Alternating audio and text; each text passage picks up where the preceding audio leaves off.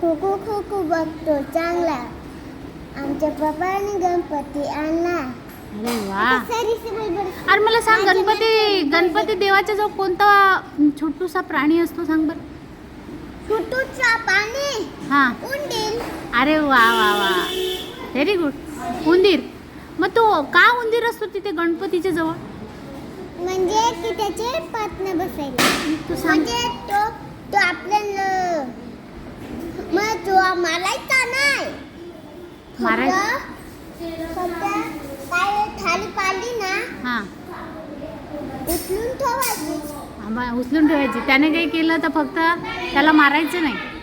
का नाही मारायचं? काय पण नाही मारायचं. पण का नाही मारायचं?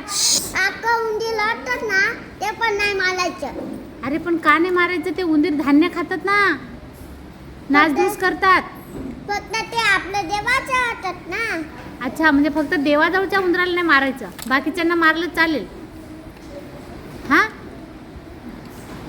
पण आका नाही मारायचं.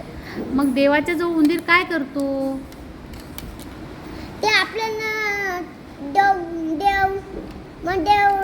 नाही देवाचा उंदीर मारला ना, काय तो आपल्याला बुद्धी देतो. हो का? तो बुद्धी देतो म्हणून त्याचा उंदीर मारायचा नाही. आणि का रे, तो लाडू खातो का मग देवाजवळचे उंदीर? लाडू नाही खात. मग काय खातो? लाडू हो खातो. कोण? मोदक नाही, हो. गणपती खातो. अच्छा, मोदक गणपती खातो आणि लाडू उंदराला देतो का? अड्डा मोडून मोदक उंदीला देतो. अड्डा मोडून उंदीला देतो. आणि अर्धा तो खातो गणपती.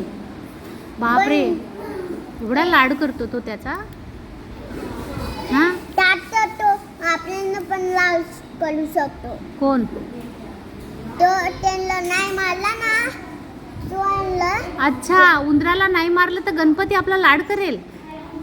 अगं बाई. हो. आपल्याला बुद्धी पण देईल. अगं बाई, बुद्धी पण देईल आपल्याला जर का. आरती पण करायची. हो का?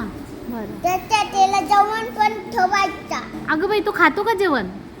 नाही पण काय तो मग आपण लाज करायचा. मग त्या बुद्धी देतो, नाही तर नाही बुद्धी दे. अगं बाई, म्हणजे